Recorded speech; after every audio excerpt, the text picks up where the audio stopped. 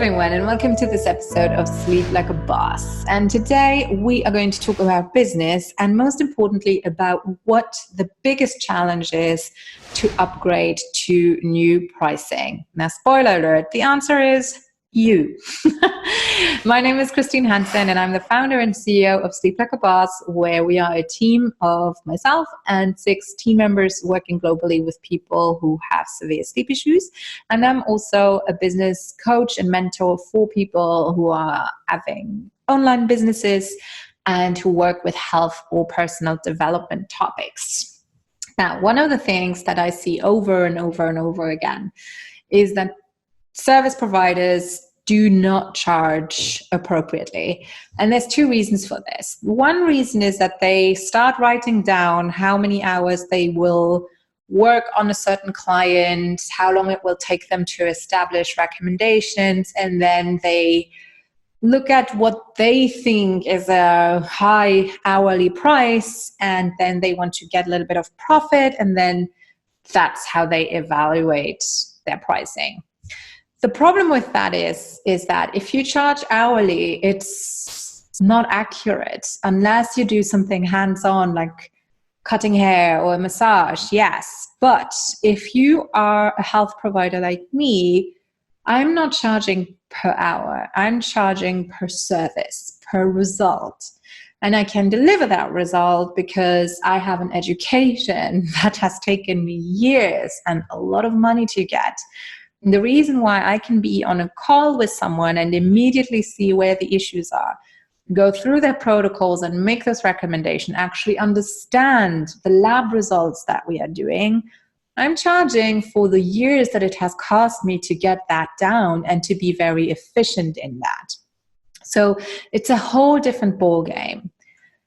Now, once we've established what our service is worth, then we sabotage ourselves by sadly kind of protecting ourselves from disappointment.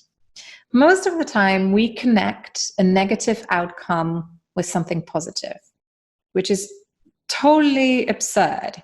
But let's say you're launching something or you're offering a new service. Subconsciously, you very often protect yourself from failure by saying, actually, if I fail and I'm prepared for it, I won't be as disappointed as if I put my whole hopes into this and my whole energy, and then it doesn't work. Because if it then doesn't work, my disappointment will be so crushing that I don't know how I will recuperate. And when we do that, when we keep ourselves from investing ourselves completely, that's when we get stuck. It's when we don't market as much anymore. It's when we don't create content. It's when we start getting obsessed with our website and not publishing it because it's not perfect. We always have an excuse. And even when we do start marketing or launching, we only do it half-heartedly because we don't want to get too invested, because what if we fail? That fear of disappointment is very, very real, and it's anchored in fears and in promises that we made, or in just a promise towards ourselves. I'm going to show my parents that I can make this. I want to show everyone that leaving my job to do this was worth it. I'm going to show everyone that I'm smart and that I can make a lot of money. So you don't want to fail, because if you do, it means they were right. Those are some thoughts that we have, and that just keep us from producing and from showing up. So for me, it's really, really important to point those out. And I'm really inviting all of you to investigate those. What are you protecting yourselves from? What is that failure? Why do you prefer expecting failure rather than completely investing yourself into something? That is a really, really big one. So that's number one that I see happening all of the time. There's just this fear and connecting something positive to failure, even though we rationally know that it's ridiculous. The second thing that I see happening is that we have a certain set point. And I always recommend Margaret Lynch's Tapping into Wealth. It's an amazing book. And she talks about a set point, which is a certain number that we have subconsciously in our head, and going above that means doom and gloom.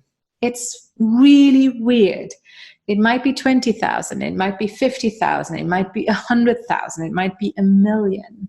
But we all have a certain set point, which when we cross it, we sabotage ourselves to go below it again, because subconsciously we connect it with something negative. Once I reach that number, if I go higher, then something negative will happen. The other shoe will drop. I'm provoking fate. And it's really interesting. And you only notice it when you actually track your numbers. And when you suddenly get that fear and you stop producing. So when you, for me, I know it's 30,000 for some reason. Every time I reach 30,000, that's when I go into shutdown mode. And I stop. I stop showing up. I stop creating or producing. And 30,000 is not a high number. I've made a lot more in my business. But it always took me to reach out to someone to help me get out of that. And now I know, like now I realize when I sabotage myself. And sometimes I know exactly why. And sometimes I need help. That's what my coaches are for. And I'm like, okay, I'm stuck. I can see myself from the outside not doing anything. Why? That's when I figured out my set point. That's when I figured out my comfort zone. And with that help, I was able to get out of there. So that would be my third tip for you, actually, is that it's pretty much impossible to do this on your own. Read the book, Tapping into Wealth. That will help you. Get a coach who can see your blind spots and who can get you to help with that. A friend of mine and who I've worked with for nearly a year is Relinde Moors. I really, really can recommend her. I really like working with her. She has a very particular approach. But it doesn't matter. Just make sure that you can even talk to someone and tell them to call you on your bullshit. All right, so this one was a little bit more spiritual. I hope you enjoyed it, and I'll talk to you again next week when we'll talk about sleep.